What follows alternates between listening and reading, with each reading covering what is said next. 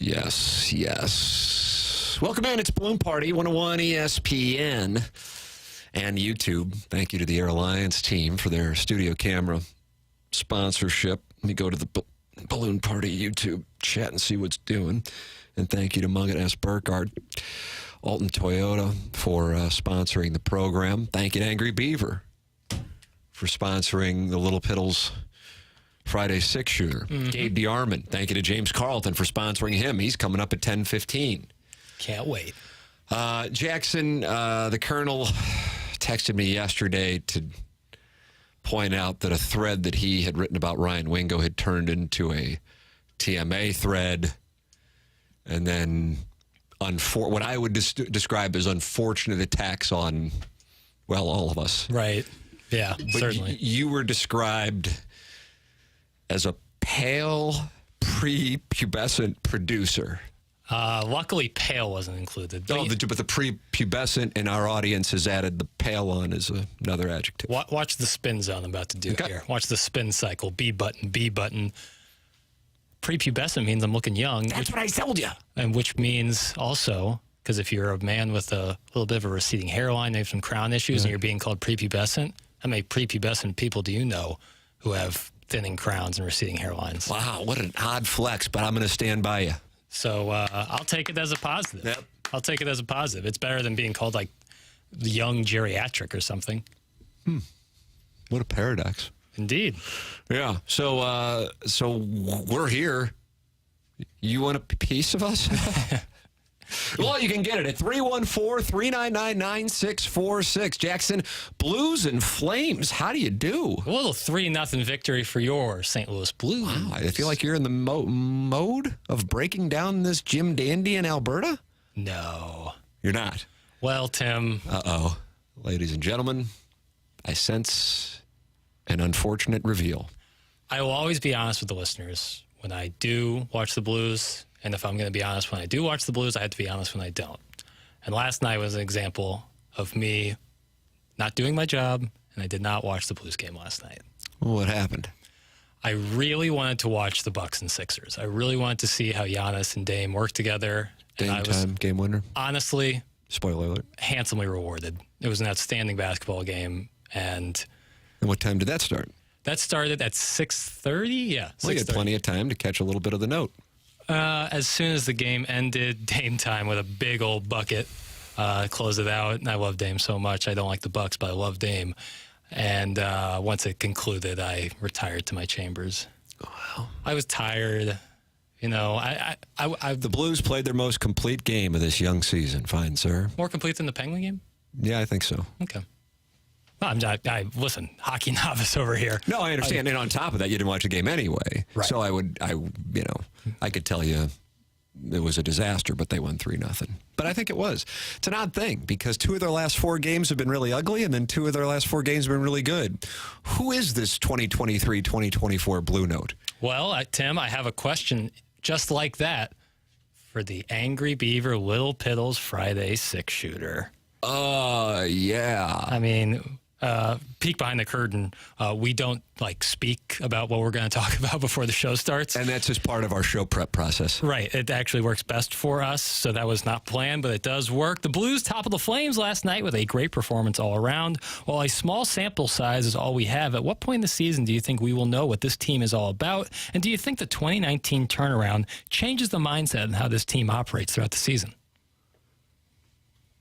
I was ready to answer the question, and then right at the end, there was this break on the ball that caused me to go fishing because I thought I knew what the pitch was doing, and then all of a sudden, what are you asking about 2019 for, yo? You talking Chalice, bro? Well, I was saying... Trade Down Market Part 2, the remix? My question is because the 2019 team, of course, was in the cellar of the league around January 2019 and then turned it right around. So do you think that turnaround kind of changes the way the Blues operate when it comes to in-season moves or the way they assess the team? I respect the question, and the only thing I respect more than the question is you. Here it comes. Well, it's a big one. However,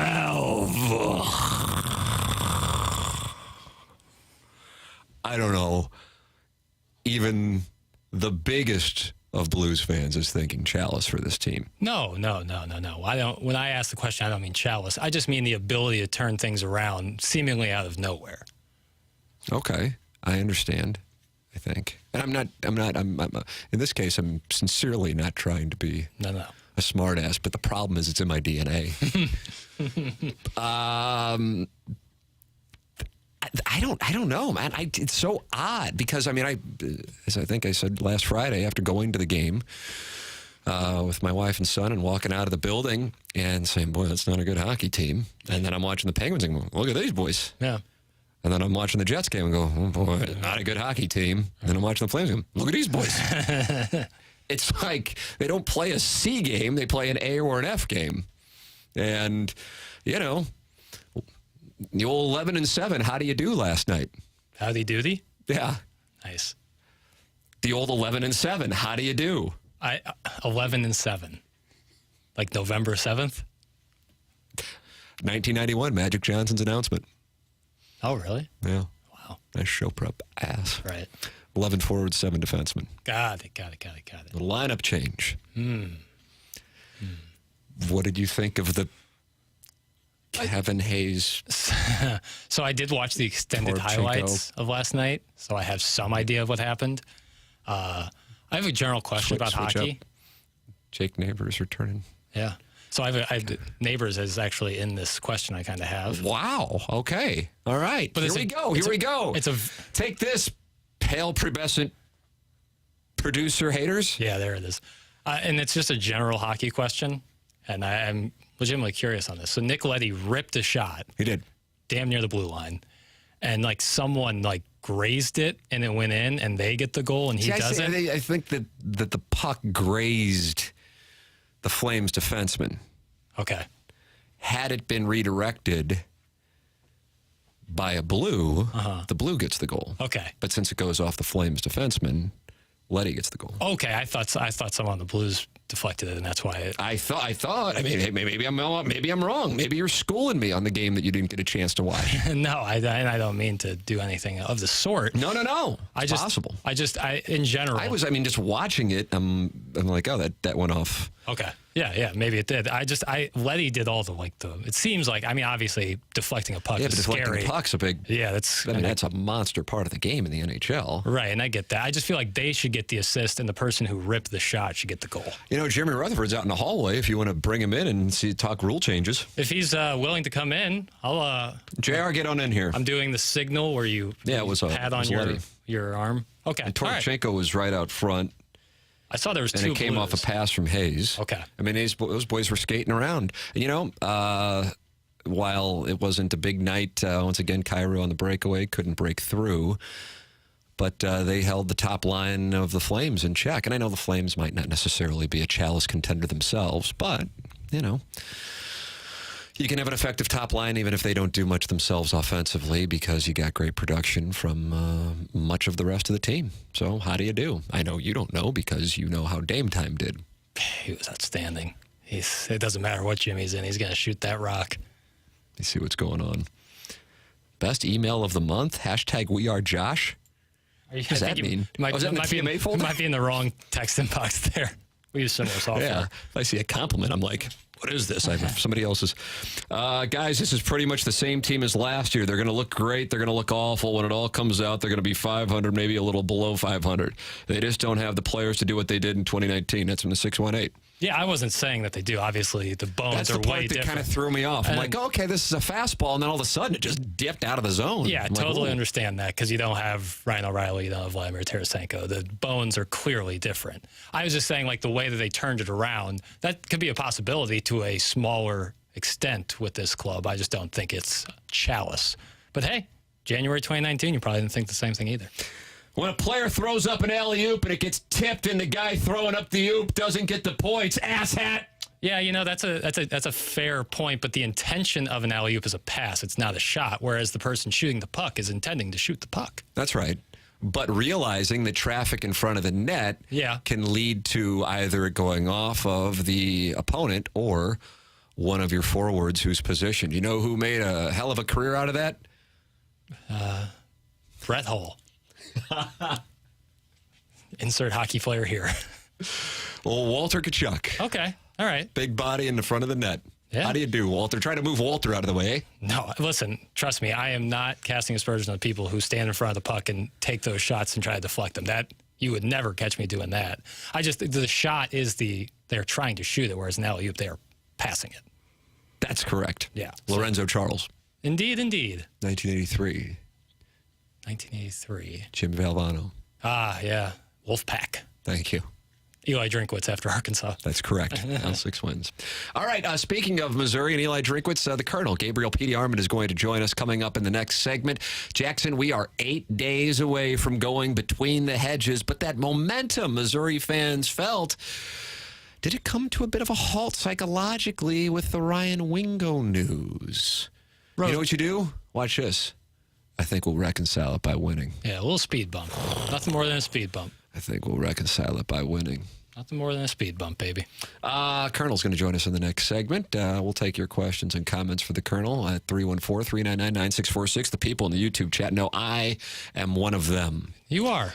And they are welcome to ask questions of the Colonel as well in the YouTube chat. I'll take a gander at both. My name is Tim McKernan. That is Jackson Burkett. Why do you have a smirk on your face? Jeremy Rutherford just sent us a wonderful text. Oh, is that right? I'll read it for you. I left on purpose because I thought I might be called in to provide the definition of a goal in ice hockey. I think I got to Venmo him. Yeah, damn, yeah, absolutely. Shout out, JR. Shout out, JR. That is outstanding. Colonel next, brought to you by James Carlton here on Balloon Party.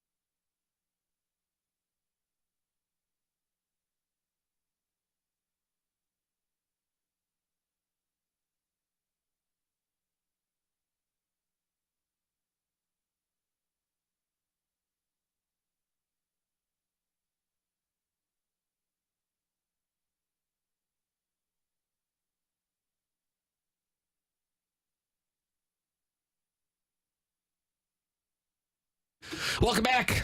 Balloon Party driven by Munganast, Burkhardt, Alton Toyota, 101 ESPN, and on YouTube. Your questions, comments for the Colonel, Gabriel DeArmond of Power Mizzou. 314-399-9646, Air Comfort Service text line. And then, of course, you can interact in the YouTube chat. The YouTube is sponsored by Air Alliance Team. The studio cameras in here, which I feel like capture Jackson's essence in my classic good looks. Yeah, you are classically handsome. I agree with that. Been compared to Sam Hartman recently. Yeah, I see it. I could see it. Gabe, do you see that? Hair seems pretty similar, yeah. Thank you. I agree with you on that. Yeah. I wonder if he's wearing something. I hope that doesn't come off the wrong way. Colonel, how are you doing? I mean, it's bye week. You probably thought you weren't going to have to do this, let's be honest. And yet here I am. Yeah, I think, honestly, I've been busier this week than I am when Missouri plays games, which is a little odd, and let's be honest, it's disappointing. I saw an interview that Clint Cosgrove, who is a Rivals writer, did on a podcast regarding the Ryan Wingo thing, and he was talking about the long-time relationship. I guess he met him when Wingo was in 5th grade. How about that? Wow. And has been following since 8th grade, and how he developed quite a rapport with him. And he said something, I'm paraphrasing here, but he didn't strike him as the kind of guy who would flip for a bag on announcement day, I think was paraphrasing correctly. So he was caught off guard by the developments about 48 hours ago with regards to Ryan Wingo announcing that he was going to Texas. What can you give this audience that maybe they have not heard since there was so much attention on it on Wednesday? Anything that you would consider new information over the last, let's say, 24, 36 hours since the announcement? I mean, I guess that kind of depends on if people listened to me with you yesterday or read Power Mizzou or listen to Clint's interview. I don't think there's anything new. It was a surprise to a lot of people, including people in Texas, when it seemed to switch in the last 24 hours. At this point, to me, it's a matter of whether it's over on Missouri's end. Mr. Wingo certainly seemed to open the door and invite Eli Drinkwitz and anyone else, really, who wanted to recruit his son right on in to the commitment ceremony to Texas, which was strange to me, but it's what happened. I'm not sure what Missouri's pursuit level will be. I don't see them suddenly saying, oh, well, if it's going to take more money, we're in. I think there's the thing about NIL is you don't just it's a two-way street. I mean, whatever it takes to get a kid, you still have to decide if it's worth that to you. And there have been a number of players over the last 3 years since this started that the price tag was just too high for the talent level. It's especially happened in basketball. Dennis Gage has just decided, I don't think that's money well spent and something we're going to chase. So that's kind of what Missouri has to decide, really. My take is if Ryan and his family were to reach back out, I would imagine Missouri would at least, take the call and listen. But I'm not sure there's going to be heavy pursuit like there was for the last few months. Gabe DeArmond with us every Friday here on 101 ESPN and YouTube. And he is brought to you by James Carlton of the Carlton State Farm Insurance Agency, who is my insurance agent online at carltoninsurance.net. Jackson and I have been using this phrase throughout the course of the season as we both wagered on the Missouri win total over 6.5, and we've already been handsomely rewarded for our wager, and that is, I think we'll reconcile it by winning, which came from Kim English. What was the context of that soundbite? It was the night Mike Anderson took the Arkansas job, and it was the last question of the press conference. I had asked him and Marcus Denman and Lawrence Bowers, I said, how do you reconcile that your coach spent the last month telling us he wanted to retire here and he wouldn't go anywhere, and now he's Arkansas's head coach? And Marcus gave a longer answer, and Kimmy said those three words and kind of slapped the table and got up and left the room. Oh, that's outstanding. Man, I'm becoming an even bigger fan. It was absolutely one of the best quotes I've gotten in 21 years of doing this. How about that? Oh, I love that. Yeah, I was watching the clip of it, and then I'm like, I wonder what the backstory was on it. And sure enough, it was your question. Well, certainly Missouri fans would move past Ryan Wingo even quicker if there is magic in Athens a week from tomorrow. We will get a bit of a preview because Florida will start what can be a bit of a gauntlet for the two-time defending national champions tomorrow in Jacksonville. It goes Florida neutral site, Missouri home, Ole Miss home, and then they wrap it up in Knoxville against the Volunteers before their annual rivalry game with Georgia Tech. How are you handicapping tomorrow's game, Colonel? It's about a 2-touchdown spread. The latest line I saw was Florida getting 14.5. What do you think we will see from the Gators and Bulldogs, and no Brock Bowers for Georgia? Yeah, clearly Georgia's a better team. I'm not sure what to make of Florida. They kind of blitzed Tennessee. Had to come back to beat South Carolina. Their defense, I'm not sure how good it is. I heard on another podcast earlier this week that they're basically bottom 10 in the country in giving up explosive plays in the running game and giving up explosive plays in the passing game. They may not give up very many explosive plays in the punting game. At least they've got that going for them. But I think Georgia's a lot better, but this is a series where really weird things tend to happen. I don't think Florida wins the game, but I do think Florida makes it interesting. I was wondering if it's better for Missouri if Kentucky beats Tennessee tomorrow, or if Tennessee were to beat Kentucky, and then from a Missouri standpoint, should they beat Georgia, that game looks bigger to national eyes if Tennessee is a top 15-ish team. Yeah. What do you think on that? I think it's better if Kentucky beats Tennessee. That gives Tennessee 2 league losses. Missouri's already got the tiebreaker over Kentucky. Everything that you assess in these last 5 weeks is what makes it more likely for us to win the division.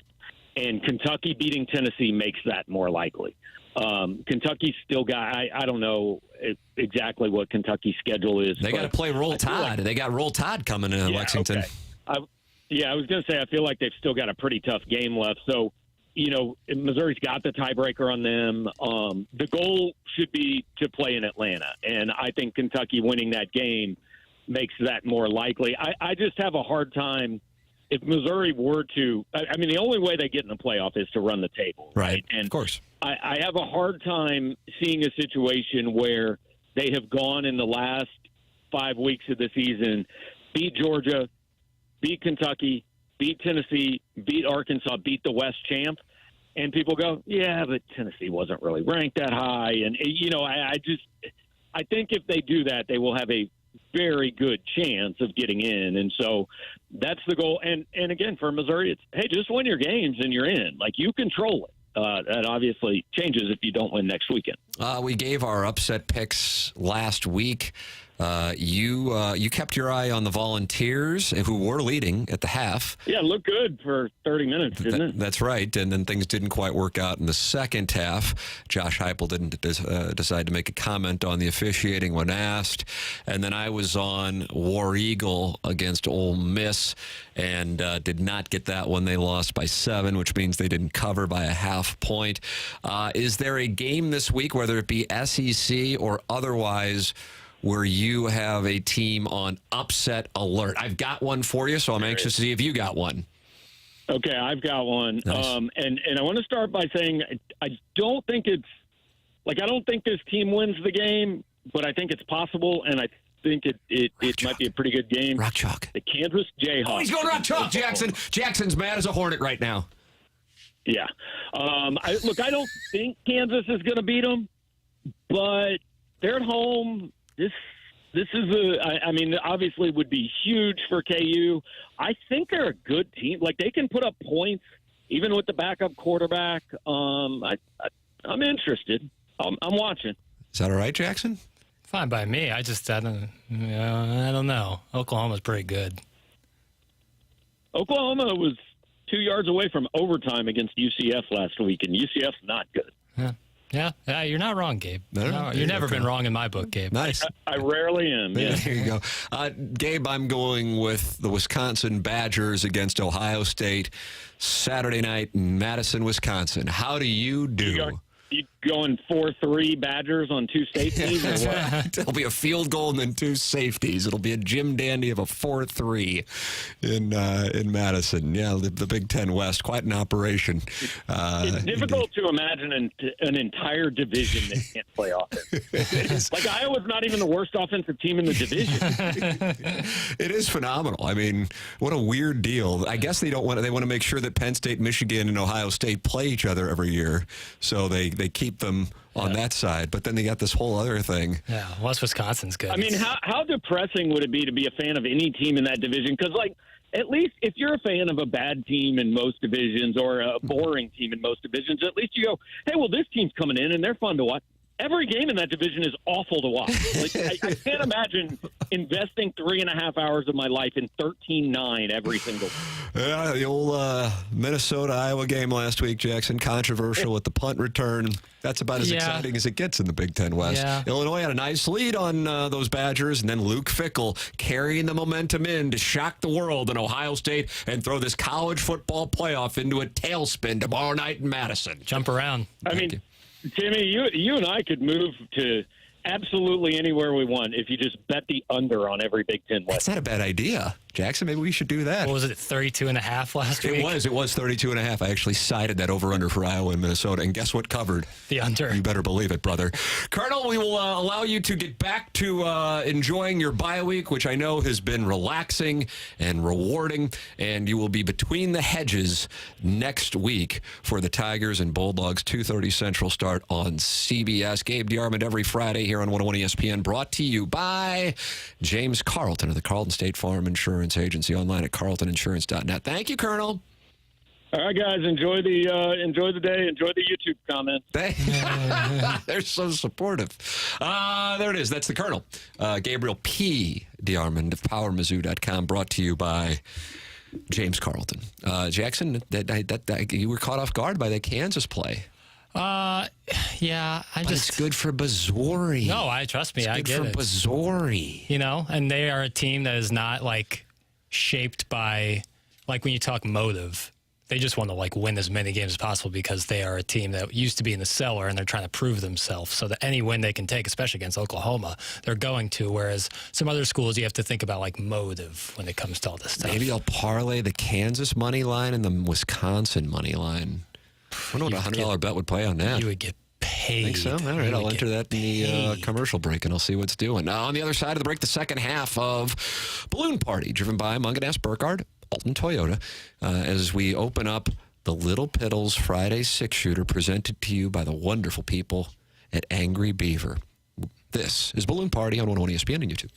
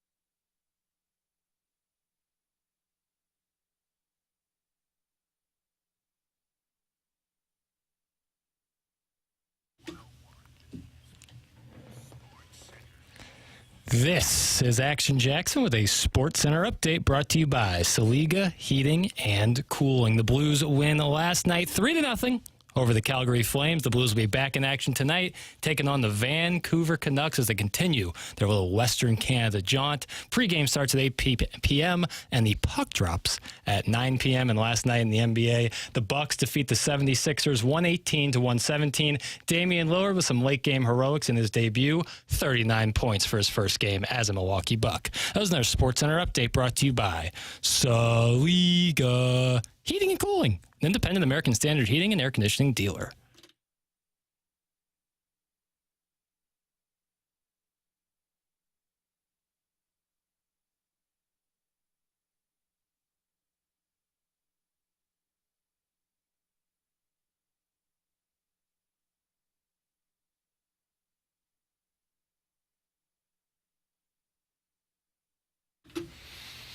You see me doing my lower body movements on my golf swing over here? Maybe you can pick something up here.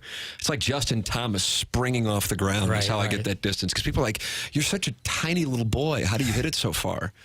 And I go, oh, it's glute season. Yeah, using the ground for your power. That's what I do. Using the ground for your power. Yeah, so if you're watching on YouTube, what a treat for Tommy Summers and Eric Nickens. And, of course, the Don, Tiny Pee-Pee. Don Pee-Pee, as he's known. Yeah. Jackson, we got 20 minutes left this week. That's it. We do. Now, I'm going to go work on Sound Story right afterwards. I got to be honest with you. Mm-hmm. But I only have 20 more minutes left on the air, and I demand we dig deep and we finish strong with this Angry Beaver Little Piddles Friday 6-shooter. Question 2. Today is the 12th anniversary of David Freese's Game 6 heroics. Oh, let me feel a rush of nostalgia, Bill. Oh, isn't it the best? And the 17th anniversary of the Cardinals winning the whole thing in 2006. Yeah, both on the same day. How do you do? When looking at the DNA of those two teams, meaning 06 and 11, versus the current iteration of the Redbirds, how would you say they are similar and how are they different? What is the biggest difference in your eyes between the two teams, or the three teams? Jackson. The thing about it is, I was reading Derek Gould's column in the Post-Dispatch this morning, kind of pointing out what the Diamondbacks and Rangers, those are the two teams playing in the World Series this evening, have and what the Cardinals don't have. And then you look at names that aren't necessarily household names in their starting rotation, because Max Scherzer isn't the Max Scherzer of the Nationals 2019 World Series team. But it's Nathan Eovaldi, who I didn't realize has the second most wins in postseason baseball since 2018. Wow. Fun facts for no one tell. Thank you, Derek Gould. Yeah, for real. I guess there's been some parity over the past, 5 years, so that stands to reason. Yeah, and he's dealt this postseason. So you have that at the top of the rotation. Certainly the Phillies had that as well. It just didn't work out. Nola got hit the last time he pitched. He didn't get rocked, but he got hit versus the way he had been pitching in the previous series. And so you start with that, but that's comparing the Diamondbacks and Rangers to the Cardinals, and you go with Zach Gallen, the former Cardinal, and Merrill Kelly. But then I sit there and I say to you, Jackson, can I look you in the eye? Those beautiful blue eyes that are a 7 or 8 if I'm a 9 or 10. I mean, if I'm going to be honest with everybody, but you got the full head of hair, you got the height. And I say, Jackson, who started Game 1 of the World Series for the Cardinals in 2006? Anthony Reyes. And I say, who started Game 2 of the World Series for the Cardinals in 2006? Jared Weaver? No, he never was on the roster. I'm sorry, Jeff Weaver. Okay, then that's right. Okay, sorry. And you go, that team won the World Series? Right. You see what I'm saying? No, I get it. Chris Carpenter went out there and dealt in Game 3. Mm-hmm. But Jeff Weaver and Anthony Reyes, and that's a World Series team? Why, yes. Yes, it is. And that's why you go, okay, well, then maybe they're not that far away, but you still got to be able to get there. And usually to get there, you got to have a couple of killers at the top of the rotation. But then I say to you, Jackson, 2011. Are you interested in naming the Cardinal rotation in 2011? I can try. I know you can try, and I know you will try. Jaime Garcia. He was. That probably, if we were doing Family Feud, would have been the last one, but nice. Chris Carpenter. Of course. Now we start to get a little sweaty. And then you're going to name This guy would fist a current manager when given an opportunity during walk-offs. Kyle Loesch. That's correct. Kyle Loesch. This guy played for every team in the history of baseball. Yeah. He was part of the Colby Rasmus trade. Oh, Edwin Jackson. That's correct. Good call. And I don't think I can name the fifth. What did we do so far? Loesch. Fist. Jaime. Carpenter. Yeah, he pitched 3 games in that World Series. Edwin Jackson. Lance Lynn was called into the game by mistake, but he was a starter at the time. I remember that. Edwin Jackson we named, so I can't remember the fifth. Octavio Dotel would make the little squirrel nose. Well, but that was a bullpen pitcher. That's correct. Zabchinski was also a bullpen pitcher, That's also correct. part of the Colby Rasmus trade. That's correct. I can't. Corey Patterson put out a fire in the dugout in September, small brush fire. Jake Westbrook. Okay, yeah, I wouldn't have. Jakey, big mistakey. 35. Was he number 35? Pretty confident in that. Somebody sent in Jeff Suppan. He was not part of the team. The Brewers were excited about the deal they gave him, though, after 2006. He was critical in 2006. Huge. Game 7 of the NLCS. Jackson, Tyson, Suppan, Game 6. They should remix it. So then you go, well, Tim, you keep talking about starting pitching, and you just named Jeff Weaver and Anthony Reyes and Kyle Loesch and Jaime, yeah. Jeff Weaver again, and Jared Weaver. Yeah, unfortunately. Billy Weaver, little Billy Weaver. Yeah. Earl Weaver. Banty Rooster. The king of them. Northside product, I believe. I think he's Northside. Of Chi-Town? St. Louis. Oh. Well, when you say Northside, Well, what are you thinking? I think Chicago.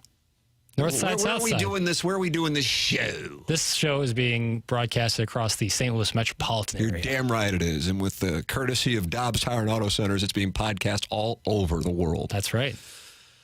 So my point on the whole retrospective on the 2006-2011 team is, God, that wasn't great starting pitching. Mm-hmm. Now you had Chris Carpenter and a rain out that the people of Dallas, Texas believe was convenient, allowed him to pitch Game 7. Yeah. But, that wasn't really overpowering. Sure. But you had the lineup. And when you have Albert Pujols in the middle, yep. If we want to go back to 2006, and then also have Scott Rowland, who emerged from the benching in the NLCS to nearly become the World Series MVP. Some thought he may have been. David Eckstein, of course, got it.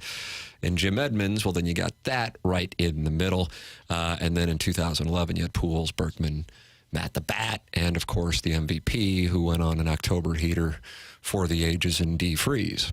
So you have cores across the board, and I would say that with the 2004 team that many would say was better, I think, than the 2006 and 2011 teams, with a lineup that didn't have really any weakness up and down. So from that standpoint, do you go, okay, well, then the Cardinals aren't as far?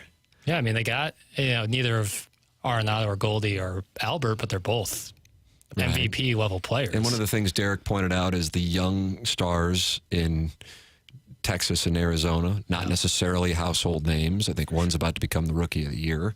Dolis Garcias? No, Corbin Carroll. Okay. With the Diamondbacks. Garcia, I think, has become a bit of a household name. Yeah.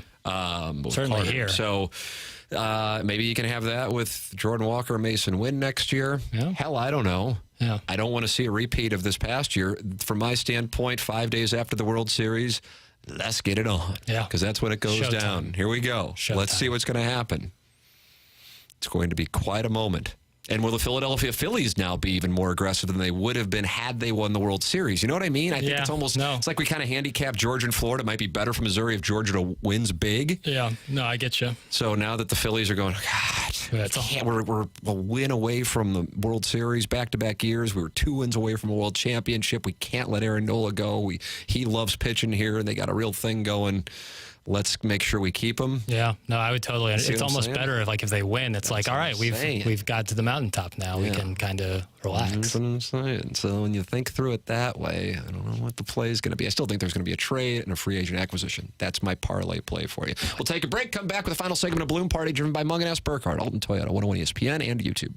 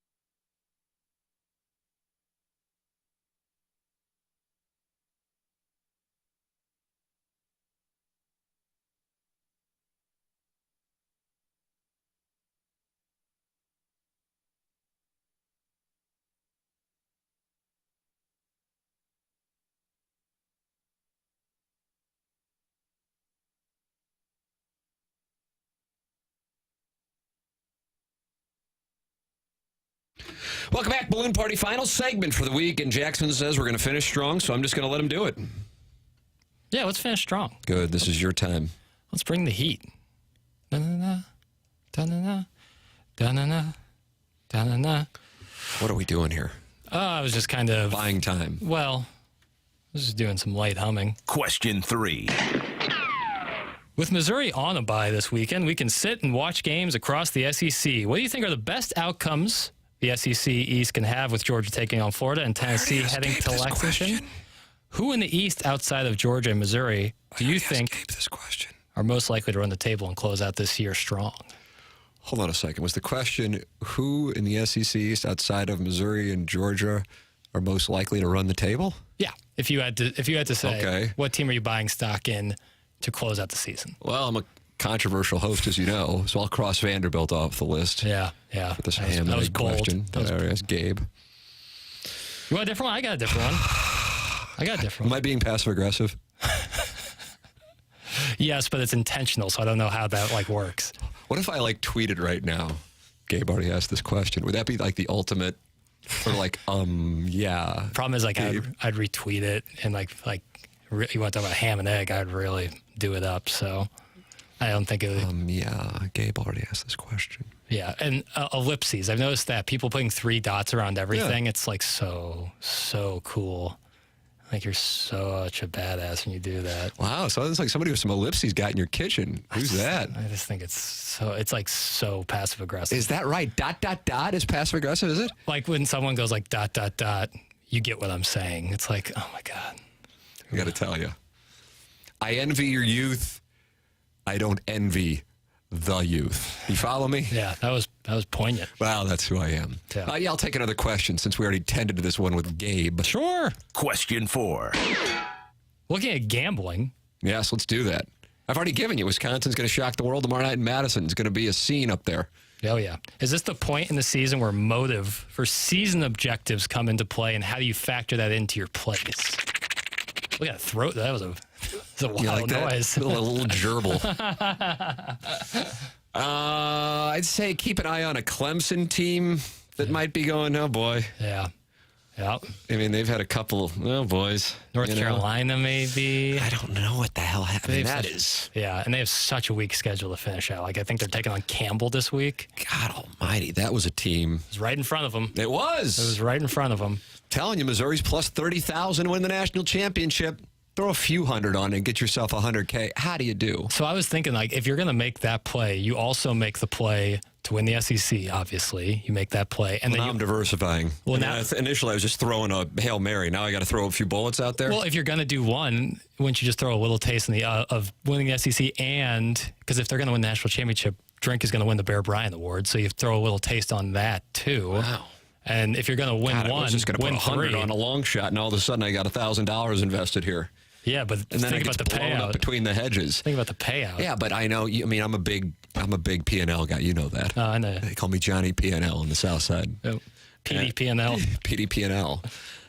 And now all of a sudden we're exposing ourselves to a little more risk than just my $100 Hail Mary, where they lose by 30 at Georgia, and I go, well, what are you going to do? Right. And now I'm they lose by 30 at Georgia. I go, God, I lost the Bear Bryant, the SEC, the SEC East, the national championship. See what I'm saying? I'll tell you something that you once told me. What's that? You want to play the game, you got to be willing to die if you want to live. I don't think I ever said something like that. Paraphrasing, but you got to be willing to be killed to live. Something to that extent. Speaking of PDP&L, I might be PD public over here, but California taking on USC really interests me. Oh. It's at Cal. Cal's no good. I like where you're going, because you're going motive here. Because USC, there's talks of Caleb Williams maybe not playing the rest of the year. He's looking for equity in an NFL franchise. Right. What owner is going to do that? And Aaron Rodgers asked for something similar, and they said no. Oh, is that right? Yeah. So Caleb, I don't think. Me and Aaron Rodgers, same page. We've been compared before. Right. So I don't I just don't know where USC's motivation is now, because they're a team that was, pretty likely to make the college playoff. Well, not likely. I shouldn't say that. But They were living a strong on a prayer candidate. for a while. Bon Jovi, Slippery When Wet, 85, 86, I think 86. Early in the season, they looked really strong, and then they've fallen off precipitously, as we've seen. But I just don't know where their motive is, especially Caleb Williams. If you have a quarterback whose motivation might not be there. Cal's getting 10.5 at home. I like the play. I got to tell you, I like the play. I'll take Utah as well for a little Pac-12. How do you do at home against Oregon? Yeah. I think the Utes fly under the radar. They're not a blue blood, just like Missouri. Game day will be there. God, I mean, are we just parlaying underdogs? Is it underdog weekend here on Balloon Party? I see nothing wrong with betting on home dogs. All right. And I go, nighttime is the right time for the upset. Yeah. The Oregon-Utah game's 2:30, but I'm on my Badgers, and you're on your Golden Bears. Yeah, I like that a lot. And Tennessee-Kentucky is like a total I don't touch that one. Yeah, that's a Gabe says it's good if Kentucky wins. Yeah, I think it just bolsters the Kentucky win Missouri already has because it was a road win. I just kind of wonder, okay, let's say they beat Georgia, and then let's say they beat a number 14 Tennessee as opposed to a non-ranked Tennessee. Yeah, no, I understand that. And then Florida if they're not ranked, and then you got Arkansas. But if you're beating Georgia and your plan is to run the table, then it doesn't matter if they're ranked. Got to be pulling for Kansas State at this point if you're a Missouri fan. Have to, yeah, for sure. If you're talking resume, but ultimately running the table is going to get them in. I don't know about that. Oh my God! If they win the SEC, they're not going to get in.